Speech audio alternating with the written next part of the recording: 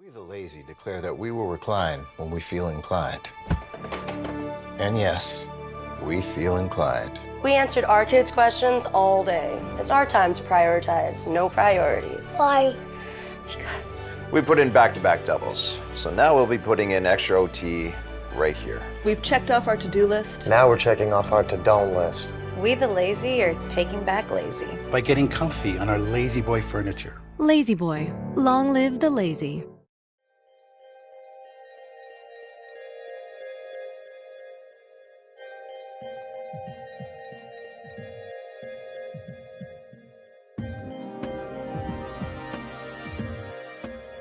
How you doing, everybody? I'm Chief Meteorologist Denis Phillips. Heat's still the hot topic of weather conversation, right? Just smashed the previous record for rainfall in Tampa. Still a very nice day. We've got some clouds out there, even a couple of sprinkles as another front rolls through the area. Most of us wake up to sunshine and then very warm temperatures in the afternoon. Our temperatures, they're going up and they're staying up. Really nice forecast, especially if you're planning on going to the beach or the pool. Rain chances very slim. It's another beautiful day in store. It's going to bring us a very high chance of storms. Isolated showers across the area. Mother Nature likes to remind us that it isn't set by a calendar. We are always on it for you, just in case things begin to pop.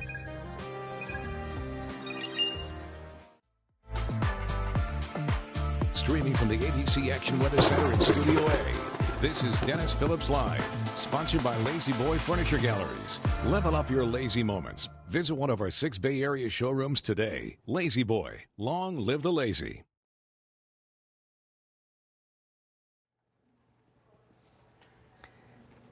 How you doing, everybody? It is a Thursday night edition of Denis Phillips Live, DPL. How are you doing? We're going to talk about our next cold front, talk about what you guys have planned for the weekend, spring break coming up.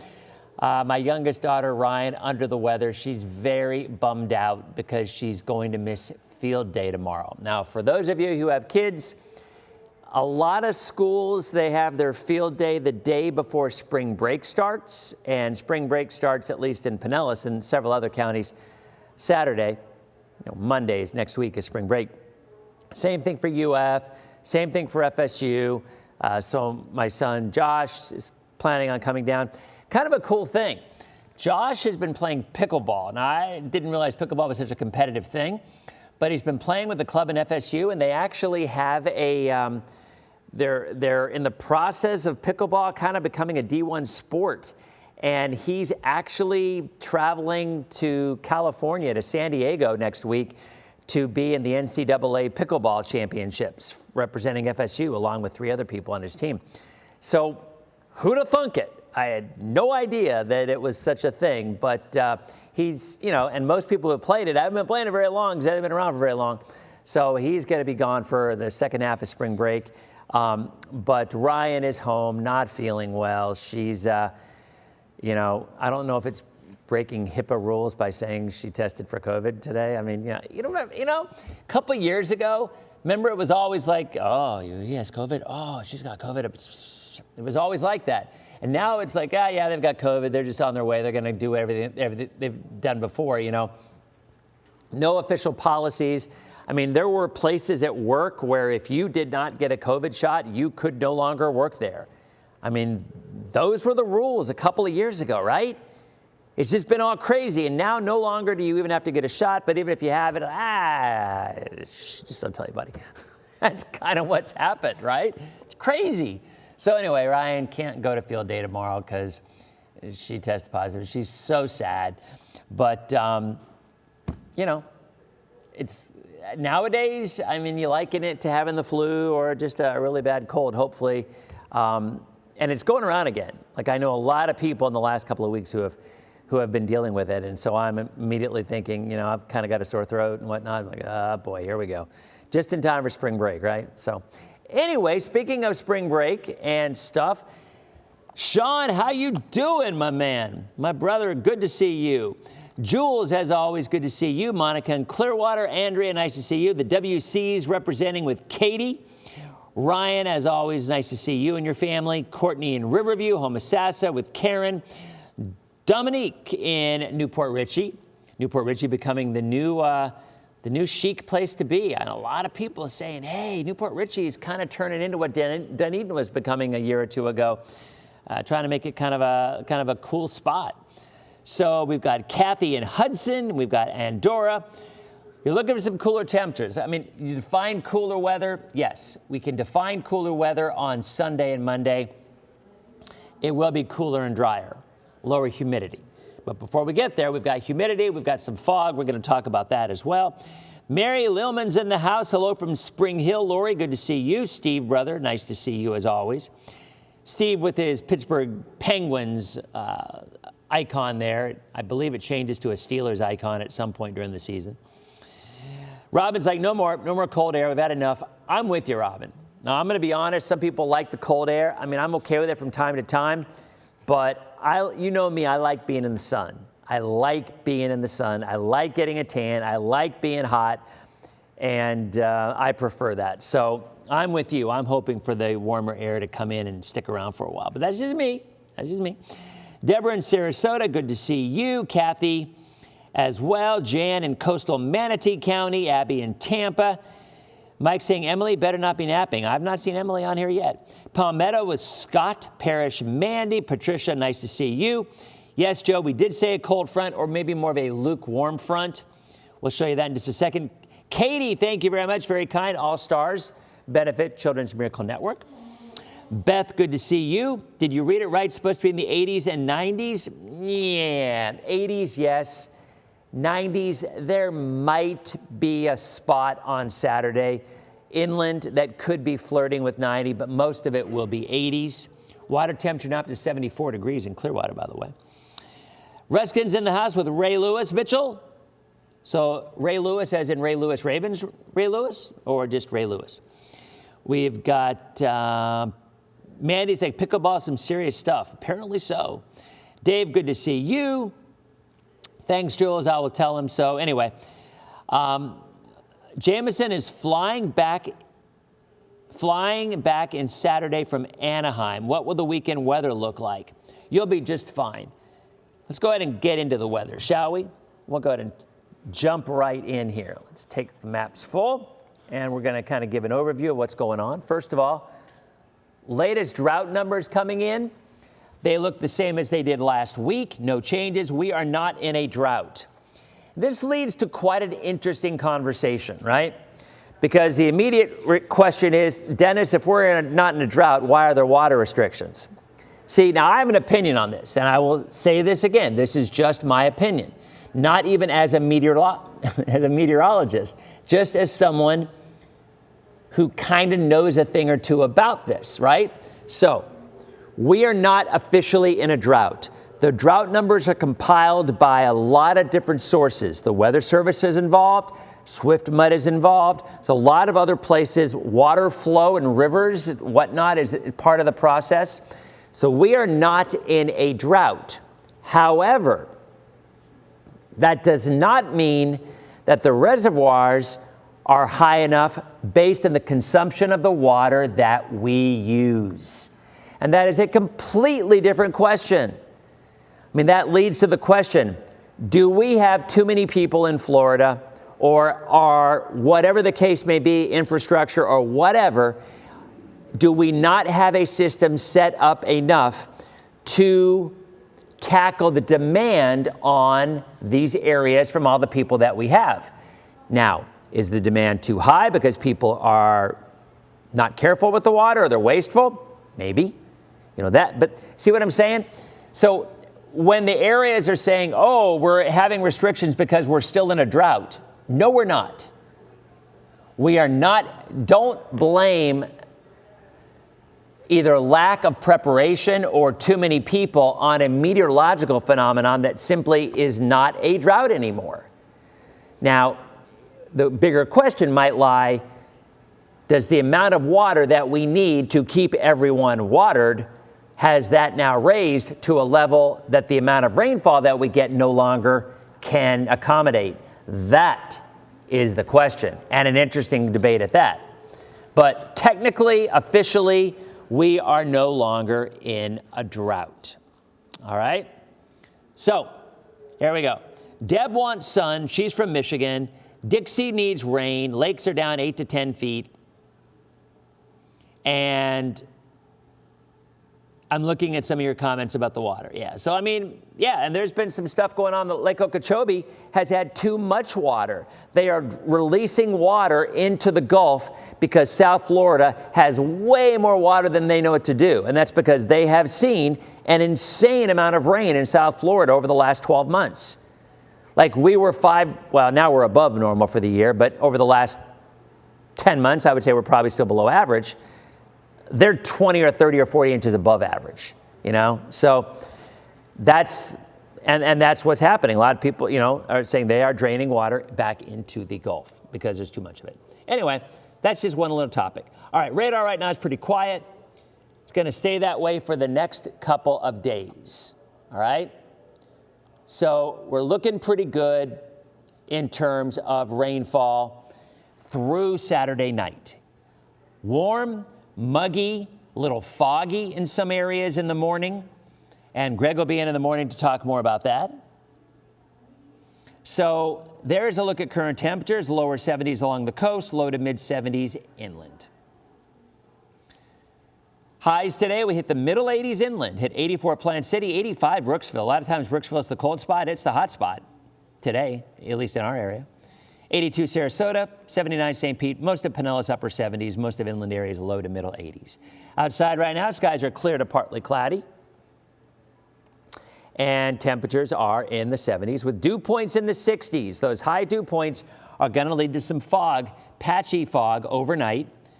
No rain going on, and nor will there be any until late Saturday night into early Sunday morning. I really think the timing of this front is going to be nice for a lot of folks.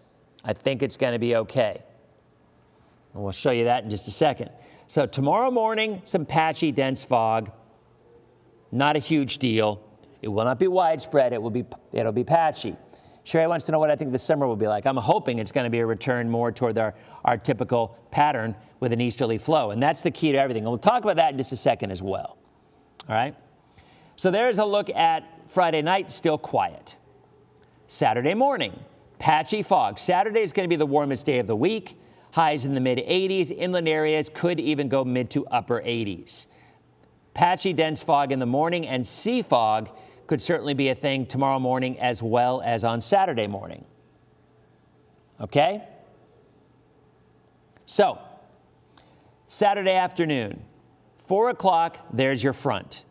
All right, so folks who are interested in the timing of this front, this is for you. Moving into the Big Bend area, 4 o'clock on Saturday. You see that? Okay. From 4 o'clock on Saturday until 10 o'clock Saturday evening, the front starts to move into Citrus and Hernando County. But notice it weakens as it does so. This front is not going to bring a lot of rain to the area. In fact, many areas from Tampa south won't get more than just a few drops overnight Saturday night. The timing of this is going to be beautiful because you're not going to get anything washed out on Saturday, and you're not going to get anything washed out on Sunday. The St. Pete Grand Prix is on Sunday. There was a little talk and concern that the morning might be an issue. I don't think so. In fact, I can back this up and slow this down a little. Back it up. Back it up. All right, there's 10 o'clock Saturday. There is midnight Saturday, Sunday morning. By the way, we are springing forward this weekend. Clocks go forward. You know, most clocks do it automatically now, but I know there are some, like my car clock, I have to advance it manually. My microwave, my clock in the oven has to advance manually. So that is midnight, all right? The timing is very similar to our last front, except it's a heck of a lot weaker. That last front Tuesday night, everybody had rain, and some heavy rain at that. That squall line moved through. I got pictures from folks who had some pool cages knocked over. You know, there was some wind and some rain with that. This one will not have that. So this is the overnight Saturday night, again, midnight Saturday night. Spring forward, lose an hour of sleep, gain an hour of sunshine in the evening. The mornings will be darker, bringing the kids to school next week or the following week if it's spring break for you. So remember, sun doesn't rise till about 7:45 on Monday morning. So it will be dark. Watch out for the kids for school. 1 a.m. on Sunday, 2 a.m., 3 a.m. on Sunday, moving through the metro area with nothing more than some scattered showers. 5 a.m., 6 a.m., it's already pushing through. 7 a.m., 8 a.m., and it's gone. Clouds might linger in the morning, but the weather will be good. Now, what's behind it? A little bit of cooler, a little bit of drier air, okay? So, there you see it. On Friday morning and Saturday morning, some patchy, dense fog. Visibility about a half a mile in those spots that you see. I don't think there'll be a dense fog advisory, but Greg will be in the morning just to make sure. And let's go about temperatures and rainfall. So here's a look at rainfall. Again, tomorrow and Saturday, nothing. Saturday night after 10 p.m., that's where you see that rain on Saturday. That 20% chance is after 10 p.m. in our northern counties. That rain on Sunday is before 6 a.m. on Sunday morning. 10 p.m. to 6 a.m., that's when the rain comes through. Again, it will not be a heavy line of rain like the last one. Nothing close. Melissa asked if Sunday will be humid. It will not be. It will be cooler. And here you see why. And we'll look at the models in just a second.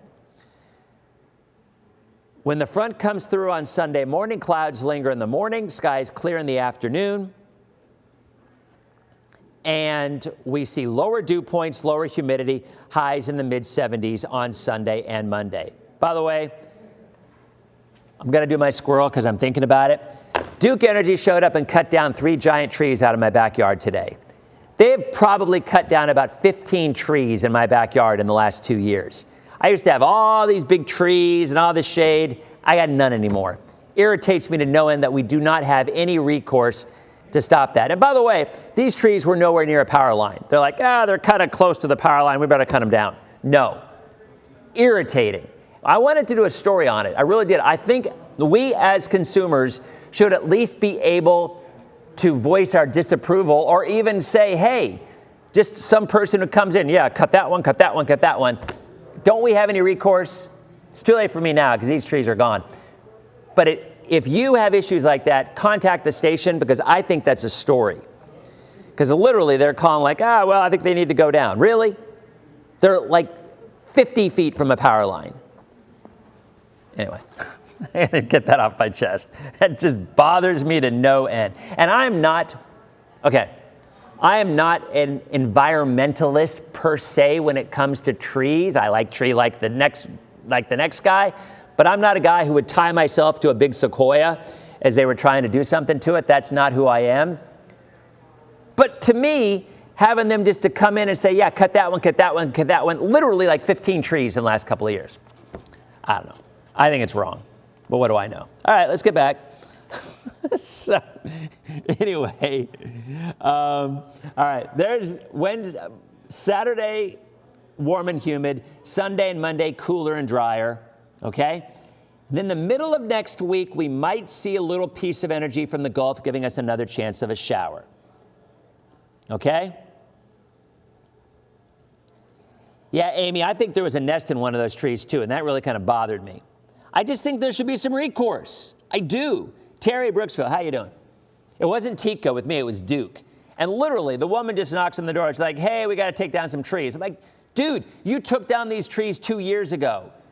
You're not going to tell me that these trees have grown that much in 2 years that all of a sudden you got to take these down too. Well, I don't know. Never mind. I get myself in trouble. All right, let's get back. And my electric bill is $1,500. So, Heather, exactly. No lie. My electric bill went from $500 to $1,500 2 summers ago, and it only comes down when I have my Christmas lights up in the wintertime. Go figure. How about that one? Nonsense. All right. Southeast winds for the boaters, 5 to 10 knots. Seas 1 to 2 feet, light chop in the bay. Water temperature, 74 degrees. No, they're not going to replace the trees. Not that I know of. These were big trees, like big trees. All right. Your sunrise, 6:47, sunset, 6:35. Remember, daylight saving time. Daylight saving time. The race at noon will be fine. Already mentioned that. The St. Pete Grand Prix, no worries. Kim, that reminds me of a song. Remember the song, Where Did All the Cowboys Go? Kim just asked, where did all the cold fronts go? Remember that song, Where Did All the I did not like that song, but I do remember it. I don't know what kind of trees. They were big trees. I'm not a tree guy. I think one was a sycamore. Why do I know that? Because they cut one of the other ones down 2 years ago. And so I think he said it was a sycamore. Like, oh, we'll leave this one. 2 years later, we're going to cut that one down too. Nonsense. All right. Let's get back to the weather.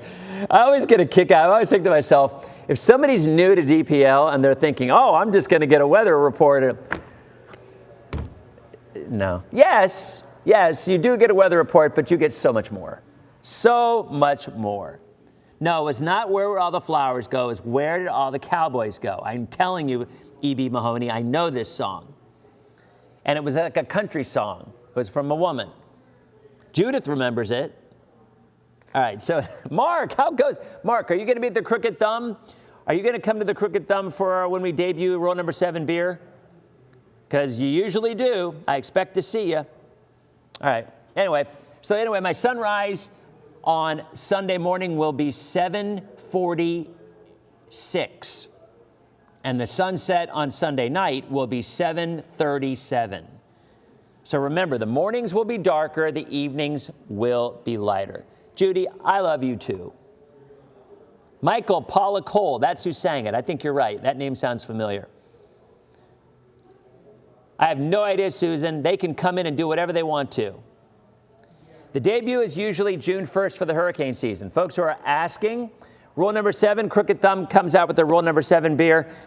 Sometimes it's a pale ale. Sometimes it's a Hurricane Saison. Love that one. Hurricane Saison, hurricane season. Brilliant. Not sure. The pale ale has been really popular, and it always sells out really quick. So I think they're probably going to do that. And we usually do a meet and greet over Memorial Day weekend. They have not talked to me about it this year, but we usually do a Memorial Day meet and greet on that Saturday before Memorial Day. And Mark usually comes by, as does some other folks. How does the Caribbean look for the upcoming week? Carol, you look good. Nothing to worry about. You look good. All right, we'll talk about that coming up in just a second. All right? So let's get back to this forecast. There's your beach forecast tomorrow. Water temperature now up to 74 degrees. 74 degrees. Some patchy fog, some sea fog, but otherwise, pretty decent day at the beach. There's your forecast. Skies remain partly cloudy overnight. Some patchy fog in the morning. And there's the 7-day. Nice tomorrow, 83, muggy. Nice on Saturday, mid-80s, even some upper 80s inland. Some patchy fog in the morning. That rain you see will be late at night, as we showed you. It is going to be good cruise weather. The Rule Number 7 beer is good, Kathy. You're right. It's good. It's a pale ale if you like it. And there is the chance of rain the middle of next week. You say, where is that coming from? All right, let us look. So here's the GFS. This is tomorrow morning. This is Saturday morning. This is Sunday morning. Look at the front weakening as it comes through. So very, very little. There's a little cooler air behind it. Look at the 540 line back moving into the Carolinas. So that's going to bring us back down into the 70s for highs. It's not going to last long, though, because it lifts back north. Now, the middle of the week, look in the central Gulf. A little bit of rain developing, little wave elongating across the state and bringing us the chance of some rain midweek. It's not a cold front. It's a little piece of energy. Okay? The Euro is a little bit farther to the south with this rain. So I'm not sold that we're going to see anything out of this on Wednesday. This is the GFS, hashtag cha-ching. If you know, you know. But the Euro is a little bit more to the south of it. And it takes it south. So we'll look at the possibility of some rain next week, Wednesday or Thursday. But I think it's going to be more of a smattering, just a little scattered showers. A smattering. And then you get another front. The GFS brings a stronger one in the following weekend. next weekend, and the 540 line drops again with another cool down into the 70s. Somebody asked what all these tabs were last time. These tabs are our Etsy shop. And you guys are very familiar, I'm sure, with our Etsy shop. We will have new rule number 7 stuff coming out for the upcoming year on June 1st. Here's the rain potential for the next week. You know, there's some rain on Saturday night, Sunday morning, some rain on Wednesday, and some rain next week. So it brings us about an inch of rain over that 7-day stretch. So that's, you know, a few days of some showers. Most areas had about an inch to an inch and a half of rain this last front that came on through. No severe weather. So again, that's kind of where we were. And I like to show you the Euro. This is from Tropical Tidbits.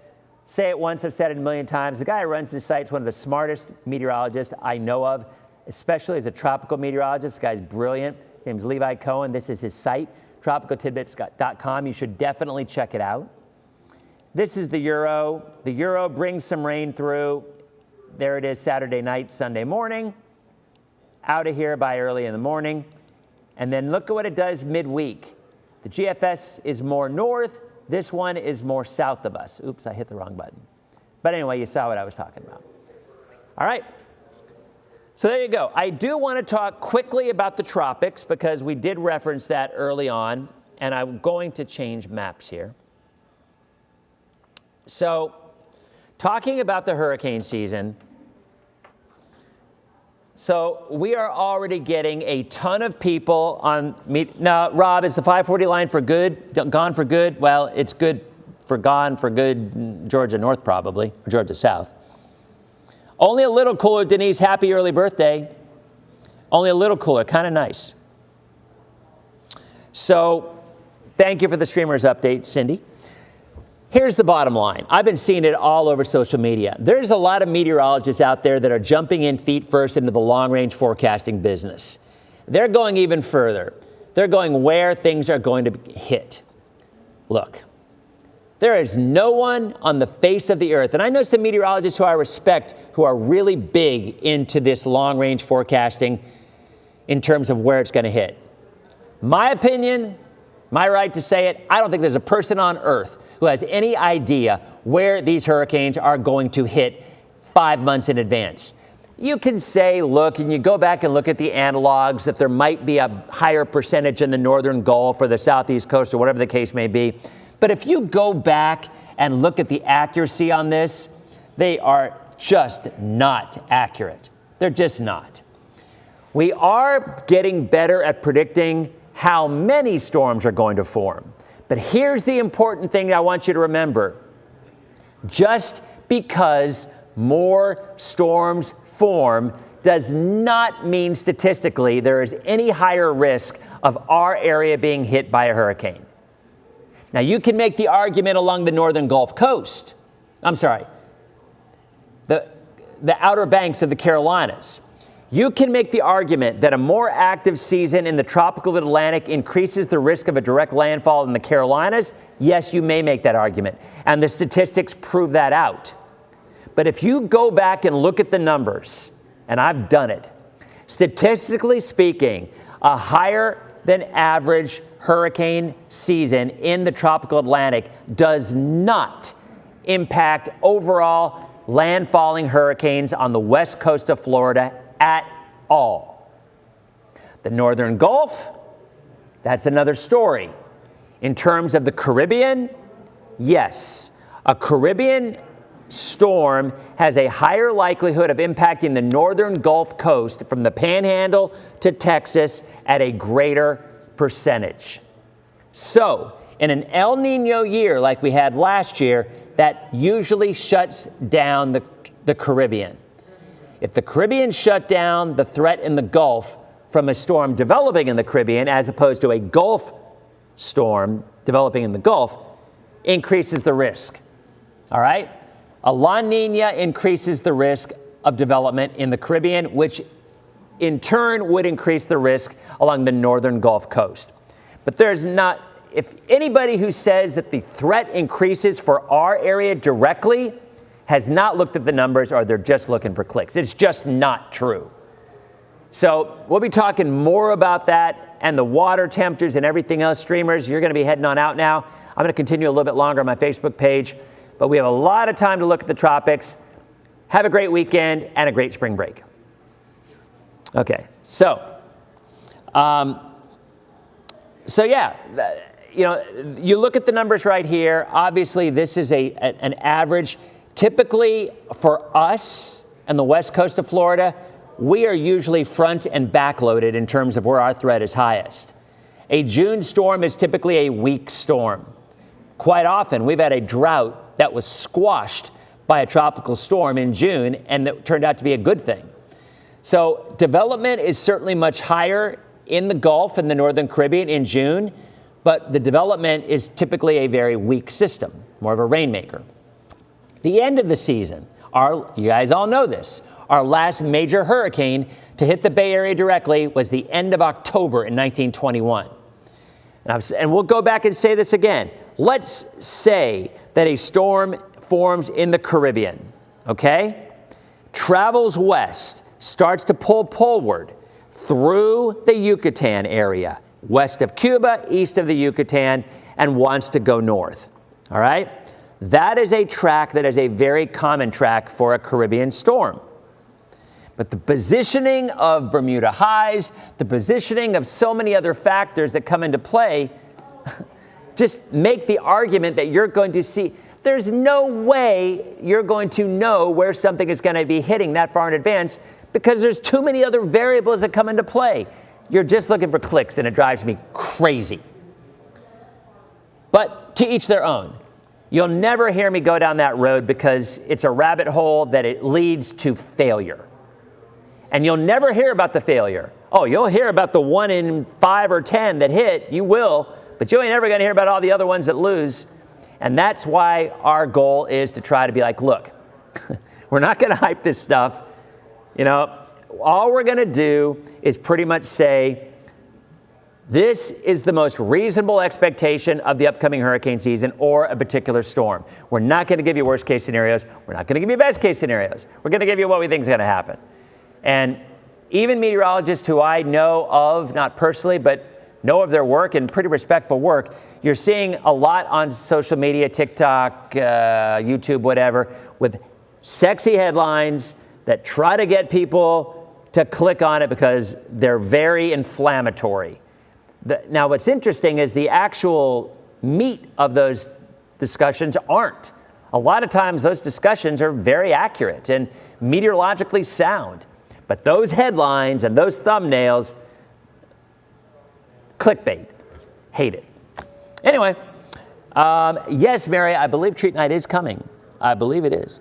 So anyway, so that's where we are right now. You guys know me. I'm going to be getting this off my chest for months and months because I have seen more this year than I've ever seen before. I have seen more long-range forecasts highlighting hot zones. It's climatological normals. That's all it is.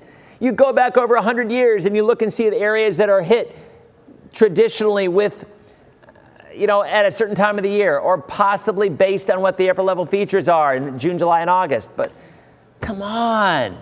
It's just, why do people insist on trying to scare people? To me, you're going to develop loyalty by letting people hear what's actually going on and building a sense of trust. I don't know. Maybe it's just old school. Just drives me crazy. All right. Anyway, so the bottom line is the water is warm in the Atlantic. Absolutely is. Does that mean it's going to raise the increase in frequency of hurricanes? Possibly. If there's a lot of Saharan dust coming out there, it sure as heck ain't. So there's another thing that offsets other things. Weather is just not one thing. You can't just look at one thing and try to make an argument based on that one thing.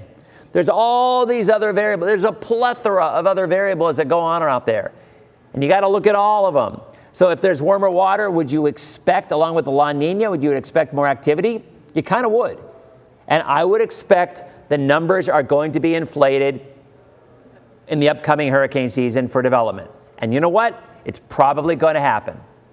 But does that mean the threat to landfalling hurricanes in the Gulf is greater? It simply is not.